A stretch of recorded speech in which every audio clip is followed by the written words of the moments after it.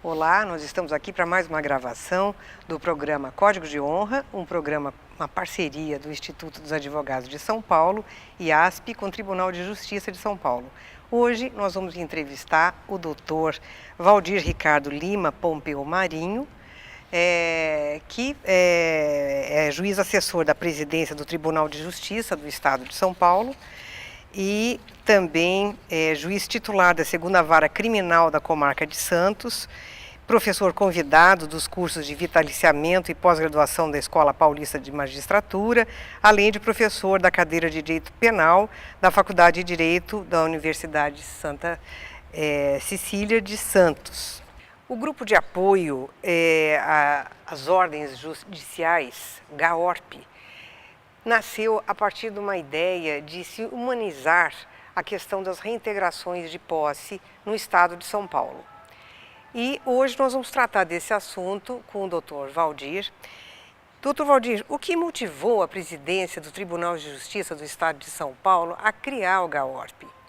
Bom, em primeiro lugar, bom dia, Ana, obrigado pelo convite. É uma grande satisfação poder falar para o programa Código de Honra e que está ligado ao tão prestigioso Instituto dos Advogados de São Paulo.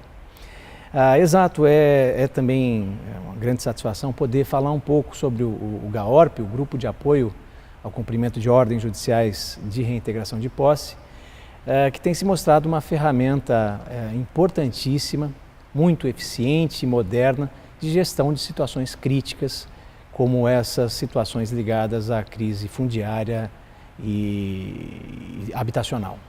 Quando surgiu o GAORP? Bem, eu diria que nas últimas 2 décadas a crise fundiária se agravou, os problemas mais agudos que eram, eu me lembro bem, no início da década de 2000, eu trabalhava no Pontal do Paranapanema e lá se concentravam as principais reintegrações com movimentos organizados, mas no mais das vezes ligados a áreas rurais. Bem, houve uma expansão desses movimentos como consequência da expansão da crise urbanística e habitacional e passou a ser muito mais urbana, portanto invadindo as grandes cidades do estado e quiçá de todo o país. Então o olhar do judiciário, do estado como um todo, passou a ficar mais crítico em relação a tudo isso. Mas indubitavelmente o estupim para a criação do GAORP foi uma reintegração de posse multitudinária no início de 2012, em janeiro de 2012, na comarca de São José dos Campos, uma área conhecida então como Pinheirinho. Era uma reintegração extremamente crítica, uma área sensível ocupada por aproximadamente 1.600 famílias, que tornava o desafio realmente gigantesco. Havia um histórico de resistência e até um anúncio de uma intenção de emprego de violência pelos ocupantes para a manutenção daqueles espaços, né? E isso foi de uma forma muito tensa conduzida até o final. Felizmente não houve nenhuma grave lesão, não houve mortes, não houve nenhum incidente mais complexo e grave, mas aquilo, considero eu, foi o estupim porque despertou esse olhar que estava latente no poder público e a visão de que havia necessidade de se criar métodos alternativos, mais modernos, para a gestão de situações tão sensíveis. Então, quando surgiu o GAORP, o Grupo de Apoio? Bem, a partir de 2012, esse debate foi encetado, ele se desenrolou aí pelos anos seguintes e em 2014, em novembro precisamente, foram reunidos os órgãos públicos dos 3 poderes do Estado, né, judiciário, executivo e legislativo. Houve um debate para se conceber qual seria a composição, a formatação do próprio grupo. Em novembro, finalmente, aqui no Tribunal de Justiça, foi firmado um termo de cooperação multi-institucional. O GAORP começou a operar propriamente em dezembro do mesmo ano de 2014, já com a primeira reunião. E como funciona exatamente o trabalho do GAORP, Valdir? Bem, acho que o mais importante de se dizer, eu começo por essa premissa, o GAORP é um grupo administrativo, multi-institucional, que, portanto, não tem poder, não tem ingerência jurisdicional. Consequência disso é que o GAORP só atua por provocação do juiz natural daquela determinada causa. Então, tudo começa fundamentalmente quando o juiz de primeiro grau, de segundo grau ou, teoricamente, até de instância superior, provoca o grupo para que ele faça essa intervenção.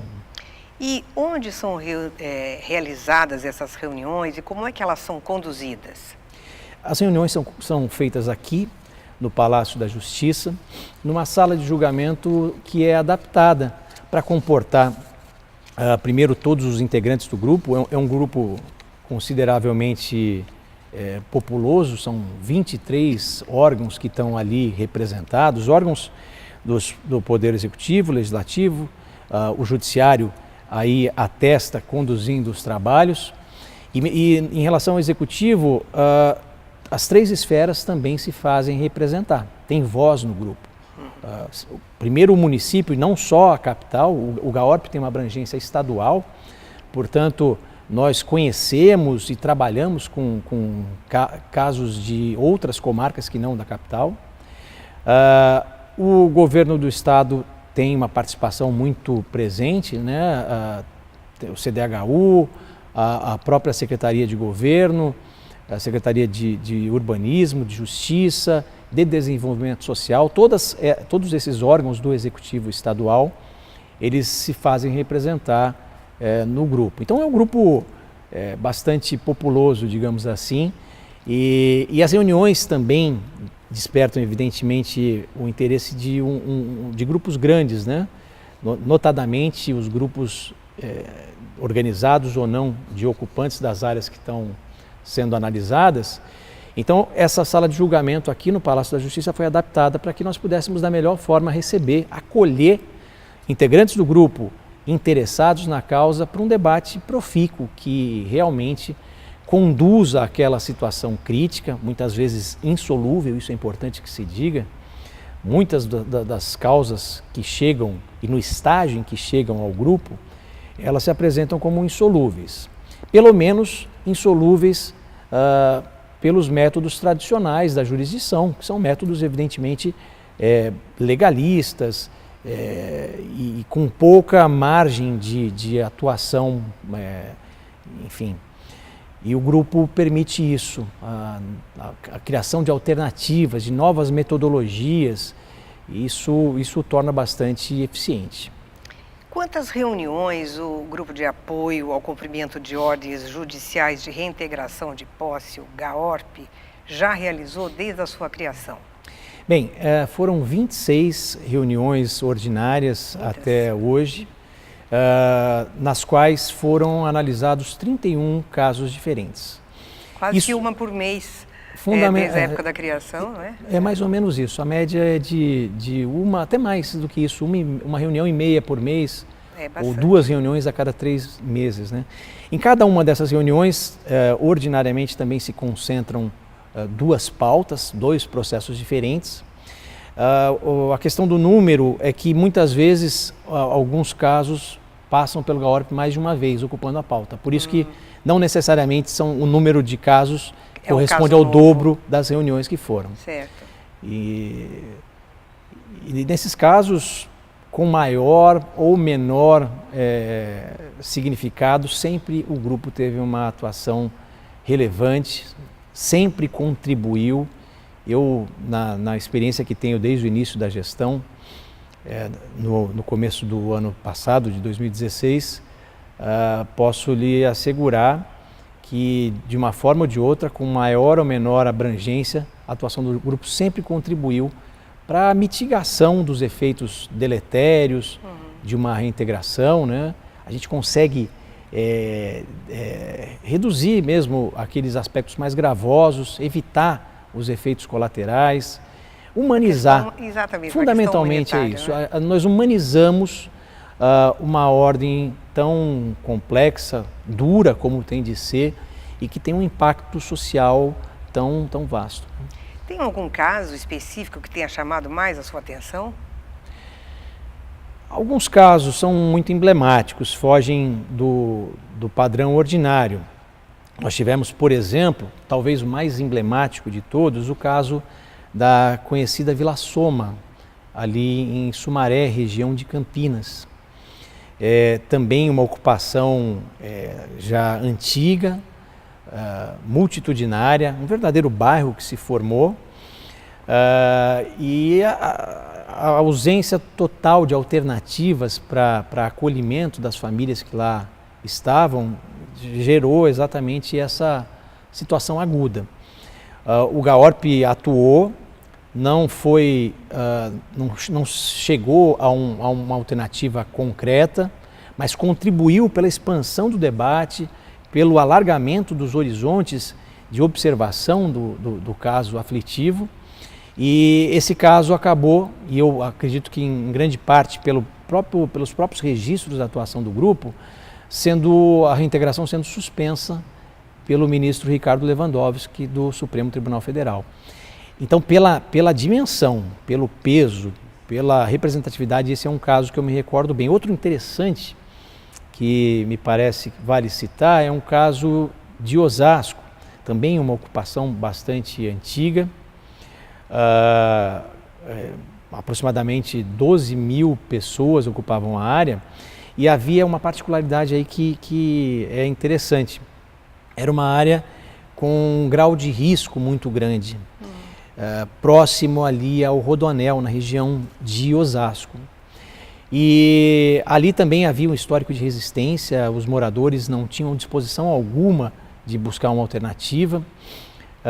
E foram 2 as reuniões do grupo, através das quais, isso a gente pôde sentir nitidamente pela própria dinâmica dos trabalhos, aos poucos os moradores foram se convencendo pela intervenção oportuna do Ministério Público, da CDHU, de outros órgãos que estão ali, conduzidos pela batuta do Judiciário, mostrando que, além de tudo, as próprias famílias estavam em risco iminente. Tudo isso, me parece, suavizou a resistência, estimulou os ocupantes a buscarem alternativas, claro que respaldados pelos órgãos públicos que também fizeram com bastante presteza, agilizaram o cadastramento dessas famílias, dentro do possível a inclusão deles em programas habitacionais e, resumindo, a consequência foi que nós conseguimos mitigar em muitos efeitos. Quando do cumprimento forçado pelos oficiais de justiça, a ocupação já não representava 1/5 sequer do que ela era inicialmente. E, portanto... Um verdadeiro sucesso. Um verdadeiro sucesso. Aos poucos, a cronologia permitiu, e a transparência, né, do trabalho do grupo permitiu e estimulou que os ocupantes fossem buscando alternativas outras, em resguardo das suas próprias famílias que estavam ali em risco iminente. Então, eu acho que esses 2 talvez sejam os casos mais memoráveis da atuação do grupo. E qual é a análise formulada para o acolhimento do pedido de atuação do grupo? O grupo está estruturado e normatizado atualmente pela Portaria 9272 de 2016. E a portaria, ela, primeiro explicita que a atuação do grupo jamais será de ofício, ela é sempre por provocação do juiz competente, portanto, estrutura o grupo como sendo um órgão de assessoria ao juiz natural da causa, e diz lá que a atribuição do grupo está ligada às reintegrações de posse que sejam complexas. Complexidade essa que se verifica tanto pelo número de ocupantes, pela vastidão da ocupação, quanto por outros fatores. Então, às vezes, a ocupação nem é tão grande, nem tão populosa, mas algum fator ali torna ela extremamente complexa. Então eu diria, esses são os vetores que a norma de regência, que essa portaria estipula. Então é com isso que nós analisamos, cabe ao coordenador do grupo, eu exerço essa coordenação, fazer essa triagem, né? Esse crivo de análise dos casos que têm complexidade a justificar ou não a atuação do grupo. E o que finalmente o senhor considera como positivo, ou mais positivo, da atuação do grupo? Bem, em primeiríssimo lugar, o grupo de apoio ao cumprimento de ordens judiciais de reintegração de posse é, acima de tudo, um fórum extremamente democrático. Ele é democrático por ser interinstitucional, porque ali tem voz todos os interessados. Nas nossas reuniões, ou durante as nossas reuniões, sempre que possível e pertinente, os próprios ocupantes, os proprietários que são autores das reintegrações de posse, têm a oportunidade de se pronunciarem, de externarem, muitas vezes, uma realidade, algumas minúcias da situação que sequer o processo conseguiu absorver pela frieza do processo. Então, o grupo, ele é democrático, ele humaniza a gestão de situações tão críticas como essa, né, a questão urbana, porque afinal de contas, trocando em miúdos, as reintegrações de posse, que são inevitáveis porque decorrem do ordenamento jurídico, né, elas acabam colocando as pessoas muitas vezes para viver nas ruas sem nenhuma opção de moradia, sem um teto. Então, eu acho que essa situação torna muito sensível a atuação do grupo, é uma causa que sensibiliza a todos. E eu acho que essas particularidades do grupo tornam vocacionado para gerenciar de uma forma mais humana, com uma ótica muito mais heterogênea, porque isso é muito bacana também de observar. Quem assiste às reuniões normalmente comenta, são profissionais de diversas áreas, né, especialmente do serviço público, mas das três funções de Estado, executivo, judiciário, legislativo, cada qual ocupando uma posição e com o seu ponto de vista particular, mas todos engajados e convergentes com o mesmo objetivo comum, que é tornar mais palatável, que é cuidar daquelas pessoas e daquela situação, cumprindo a função do Estado última, né, que é prover o bem comum. Então, eu particularmente me sinto muito feliz e gratificado de poder coordenar um grupo que tem uma atuação tão relevante. Tão importante, não é? O senhor tem mais alguma consideração final a fazer? Não, eu agradeço a oportunidade de falar sobre o GAORP, que eu considero uma ferramenta crucial para o Estado. O GAORP, do ponto de vista do judiciário, na minha opinião, representa uma concepção moderna. É o judiciário trabalhando em paralelo da sua função ortodoxa de dizer o direito, que é uma função serena, discreta e limitada, né? Partindo para um ativismo. Claro que não se confundem, né, as funções jurisdicional com a função administrativa, mas é o judiciário avançando e atuando de forma mais significativa, mais eficiente junto à sociedade para ajudar a resolver os problemas. Eu acho que esses métodos alternativos, como o GAORP, eles são, na verdade, modelos mais eficientes de atuação do Estado. Então, isso eu destaco sempre. Mais modernos, não é? Como? Mais modernos. Mais também, modernos, exatamente. Os métodos tradicionais se mostraram insuficientes, incapazes de resolver esses problemas da sociedade, de pacificar e harmonizar a sociedade como se espera e como se deseja. Então, o Estado, em determinado momento, deixou de cumprir aí com eficiência a sua missão fundamental. Então, o GAORP me parece isso, um passo do judiciário no rumo da modernidade, é o judiciário do futuro concretizado num órgão tão bonito e tão eficiente. Que bom. Eu quero agradecer muito a sua participação, mas antes uma última questão, com particularidade a sua própria formação. Nós temos muitos alunos que assistem o nosso programa e o senhor, o juiz tão jovem, tem alguma coisa a dizer para as pessoas que estão fazendo faculdade de Direito, que pretendem seguir a carreira pública?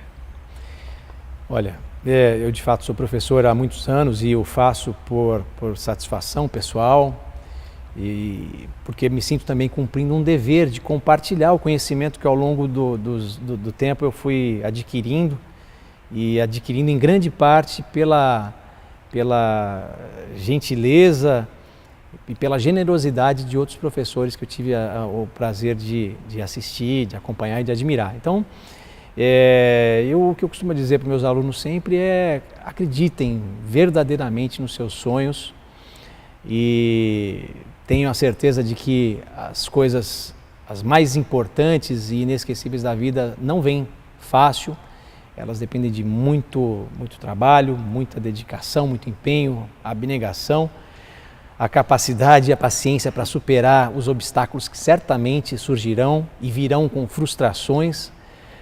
Mas acreditar nos próprios sonhos,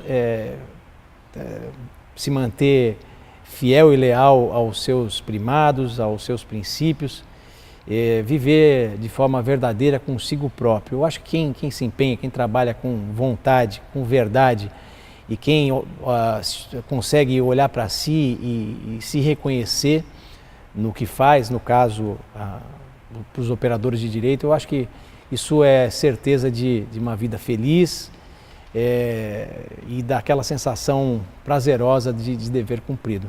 Que bom, muito obrigada, agradeço muito a sua participação e, mais uma vez, o programa Código de Honra, uma parceria conjunta do Instituto dos Advogados de São Paulo com o Tribunal de Justiça de São Paulo, agradece muito a sua presença. Eu que agradeço, foi um prazer.